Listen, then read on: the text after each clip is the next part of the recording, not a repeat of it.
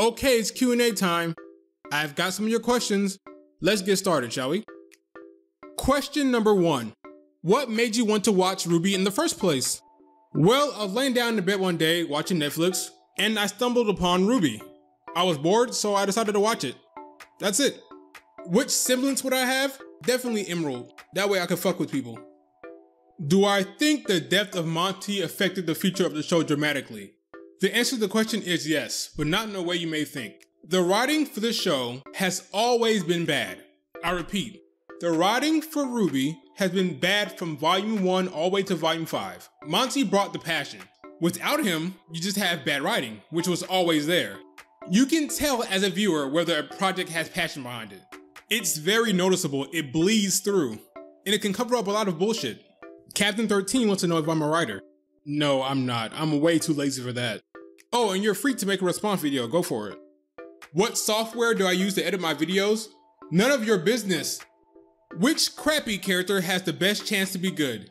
I'll go with Ruby Rose. I mean, she's the main character. Give her some character development and stop treating her like shit. Give her something to do, make us care, and she'll be fine. Favorite moment of all time? It changes day to day, but as of today, it's probably the fight in black and white. Roman and Sun were so badass. What is your most liked and most hated episode of RWBY?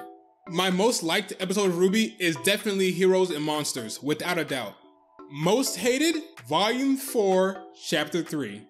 It's not the worst episode of the series, but it's definitely my most hated because this is the episode that killed the fanboy in me. It started the Menagerie arc. Blake is being a bitch. The fight scene was absolutely terrible. That's when it really sunk into me that Monty was gone and we were in for a lot of shit. What is the most ridiculous comment you've ever received from people trying to defend RWBY? Wow. Well, the thing that really gets me is when fans present their own personal theories and headcanon as facts that happen within the show. It's so bizarre. They reach a level of bias that causes headcanon to become solutions to plot holes and bad writing. Favorite RWBY VA? Jeremy Lee. What? Least favorite RWBY VA?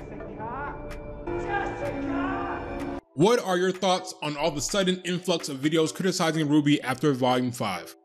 I think that all of the recent criticism videos are a good thing. This fandom is way too damn sheltered. You have folks out here making videos criticizing the criticism as if making videos about stuff you don't like on YouTube is foreign. It's ridiculous. Someone else's opinion should not make you feel bad. Do you read RWBY fanfiction? No, I don't. Should I? Are you only going to critique RWBY? I'll probably also talk about Genlock on this channel. Who knows? I have no plans right now. What is your favorite weapon in RWBY? I would probably have to say Raven's weapon. That shit is badass. Swapping out dust blades like that, it's super cool. What are your favorite ships in RWBY and why? I don't ship. Shipping is a cancer. You must be really blind or really stupid because Bumblebee is gonna be canon. Who is the best RWBY character in your opinion? Weiss. And it's not even close.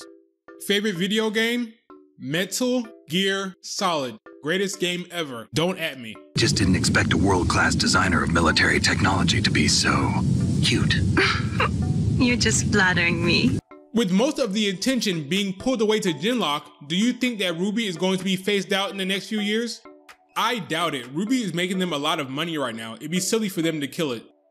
I do believe that now that Malcolm B. Jordan is the lead for Genlock, more resources and budget will be allocated to that show. So I wouldn't be surprised if down the road Genlock became the flagship show for Rooster Teeth. What that means for RWBY, I have no idea. If you could kill a main character of RWBY, who would it be? Probably John. That way I wouldn't have to hear people say he's the main character anymore. Last question. If I could direct any one volume of RWBY, which one would it be and what would I change? Oh, that's an easy one. Volume 4. Goodbye Menagerie arc. Team Ranger would reach Mistral halfway through the volume.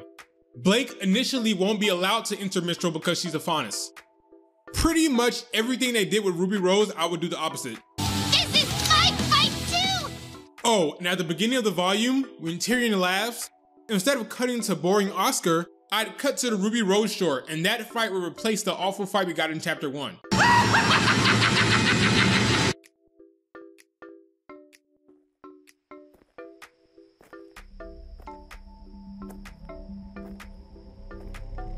Boy, there is an endless amount of changes I'd make to this volume. Haven't even scratched the surface.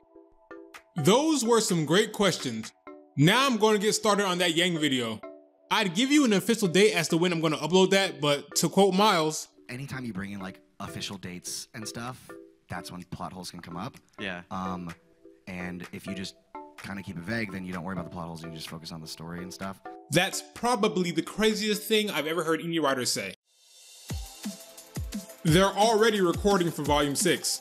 Wow, time flies. Again, I would like to thank all the recent subscribers. You guys are awesome. I really appreciate you guys.